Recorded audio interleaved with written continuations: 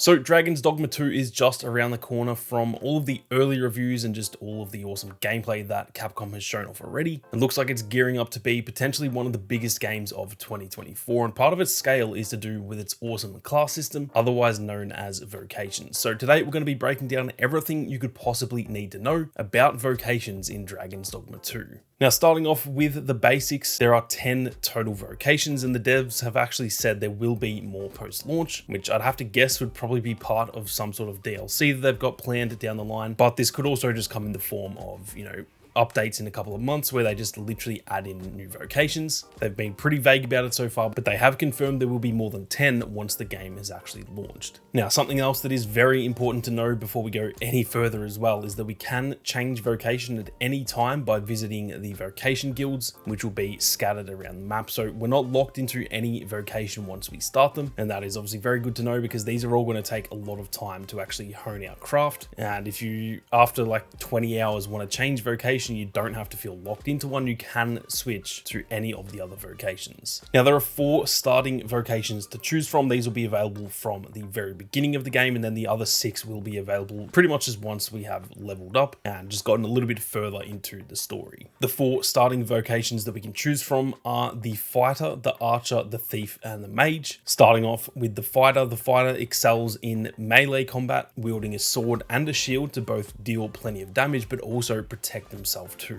Now, the shield allows you to obviously not only block the incoming damage, but you can also parry your enemies too, essentially countering them and leaving them open to attack, which is always fun in any of these open world fantasy RPGs. We can also see that there is the typical dodge or roll as well. So there are multiple ways to avoid that incoming damage and therefore deal more damage with the sword that you're wielding. Now, speaking of the sword, it looks like it does deal a fair amount of damage. It seems to have plenty of slashes. There's also heavy-handed attacks that seem like they deal a little bit more damage too, almost being like a finisher. And there is also the ability to stab or spear enemies as well. How these are done, they have been pretty vague on, so we will obviously have to wait and actually play the game, but it isn't just as simple as spamming one button to constantly swing that sword. Overall, the fighter seems like it is a pretty standard but very decent playstyle. I'd imagine this is definitely the best vocation to start as if you do really enjoy that more up close and personal type of combat. Now, the next vocation to cover is the archer, and the archer is almost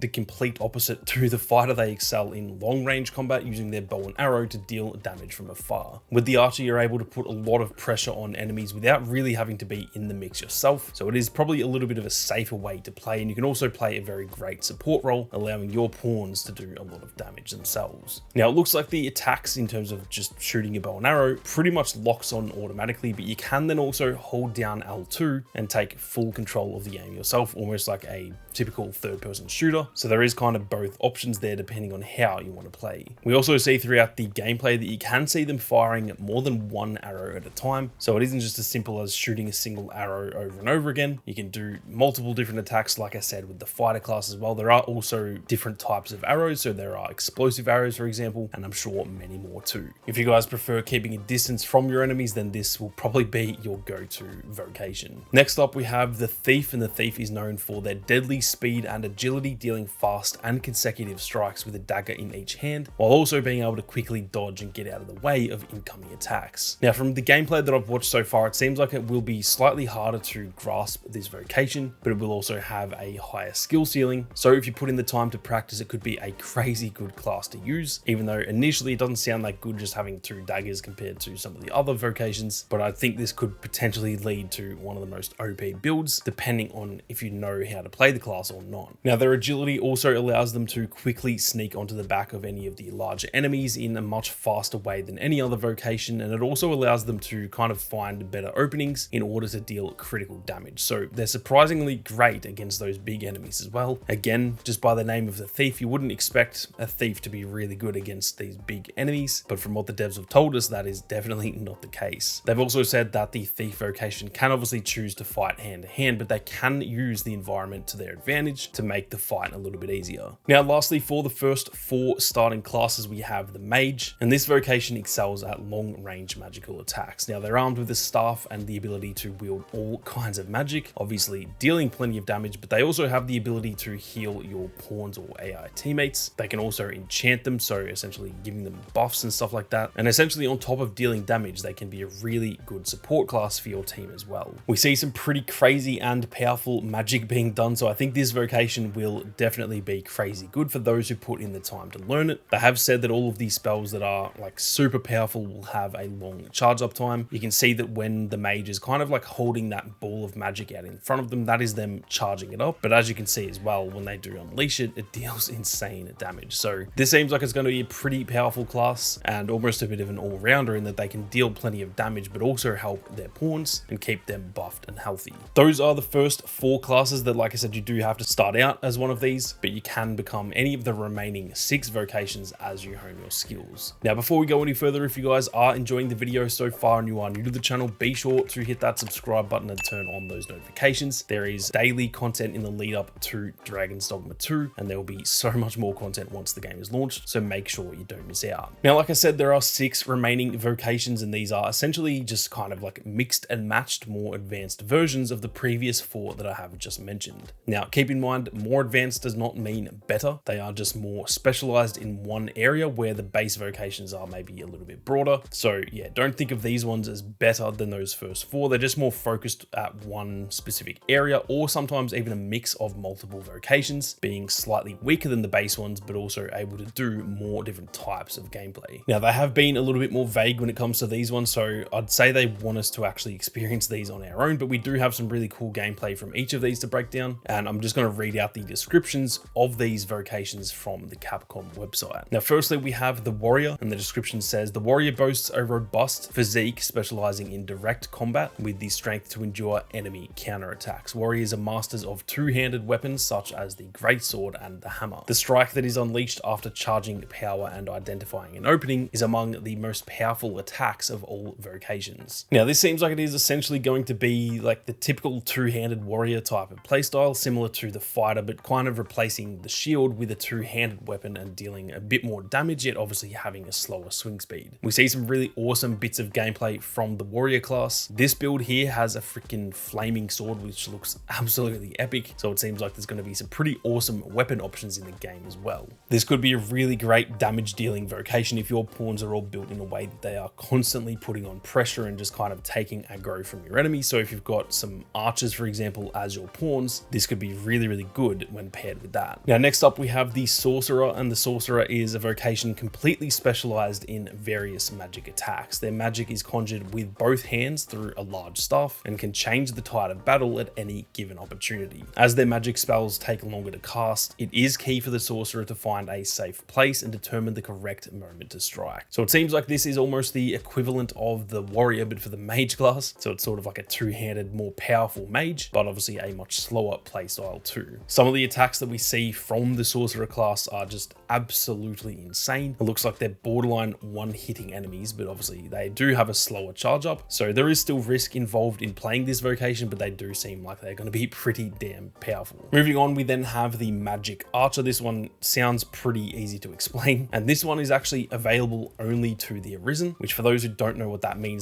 you can play as this vocation, but your pawns cannot be a Magic Archer, and that goes for the rest of these ones that I'm about to go through as well. Now, the description says the Magic Archer vocation excels in long-range combat with their magical arrows. In addition to attacking or healing, Magic Archers are also adept at supporting their allies. They can learn a custom skill that unleashes a devastating attack over a wide area in exchange for reducing their own maximum HP. Now, this is definitely going to be one of the fan favorites, I'd say. This attack where the archer shoots about 40 freaking magical arrows at this griffin is just absolutely insane. Not only does it look overpowered, but it also looks just absolutely awesome. And I'd imagine this is probably that devastating attack that the description said, where it does reduce your maximum HP. But as you can see, this thing is absolutely insane and pretty much like one hit kills that griffin, which is absolutely mental. Now, next up, we have the Mystic Spearhand. And to me, this one looks like the most suited to how I love playing these sorts of RPGs. And I dare say, unless another vocation steals my interest away, like for example, maybe the Magic Archer, this will most likely be my main vocation just based on what what we've seen so far anyway. The description says the Mystic Spearhand, a vocation available only to the Arisen once again, combines melee and magic, making them a well-balanced vocation that is effective from any range. The Mystic Spearhand is a master of their unique weapon, the Duo Spear, and using magic they can paralyze enemies or hurl multiple objects at them. Now the reason this one looks awesome to me is that this dude looks like freaking Darth Maul just flipping around with a double-ended blade, force throwing shit at people. This just looks right up my alley as one of those really like fast-paced chaotic playstyles, and obviously combining magic and melee gameplay is always a winner for me, so I think this will probably be another fan favorite too. I dare say that this and the Magic Archer are going to be the two most used vocations in the entire game. Moving on, we then have the Trickster. This is a vocation exclusive to the Arisen once again. The Trickster can conjure illusions through the smoke created by its unique weapon, the Censer. Tricksters can use illusions to deceive enemies into fighting against their own. They also have the ability to temporarily increase the power of pawns beyond their limits. Now from the gameplay we've seen, which they actually only gave us the other day, it looks like you essentially don't deal your own damage in terms of like with that weapon, the Censer. Instead, you can sort of like trick, conjure, distract, or even just support your own pawns, at which point the enemies can be taken care of that way rather than, like I said, dealing that damage yourself. So it definitely seems like a very interesting class. It doesn't really look like it is for me personally. I prefer being on the front lines myself, but I'm sure this will be a nice change of pace for sure. So I am very interested to try it out, as it probably looks the most unique out of every single vocation they have announced so far. Now, last but definitely not least, we have the final vocation in the game. This is the Warfarer, and unfortunately, as of right now, there's no like direct gameplay of the Warfarer. There is some sprinkled throughout some of the stuff they've released, whereas for all of the other ones that I've gone through, they've actually had their own unique gameplay uploaded to the channel. With that being said, I will do a follow-up to this one once we do get some more gameplay. I'd imagine that will probably be later this week, or maybe even earlier the week of launch. But for now, I can just show you guys the, I guess, the GIF that they've got on their website as well as the description. It says the Warfarer is a new vocation exclusive to the Arisen that can use every weapon and learn different skills from each vocation. By using diverse weapons, the Warfarer can respond to any situation and create combos that cross vocational boundaries. The Warfarer's lower base stats require them to utilize the situational strength of different weapon types to be on par with other vocations with specialized strengths. So as you can see, this vocation starts using a staff, and then once the enemy is stunned, he pulls out a Duo Spear and essentially like turns into a Mystic Spearhand pretty much. And then another clip shows pretty much the same thing, but he kind of turns into the Warrior instead. It is essentially just a combination of every single vocation, yet it is a fair bit weaker than the others. So this one sounds like it is just easily the best one. Depending on your playstyle, maybe it will be the best one, but for any of you who are better at like specific things in each of the other vocations, for example, if you're really good as an archer, you are probably better off just playing as an archer rather than the Warfarer, because like it said in there, you will have lower base stats. You simply won't be as good at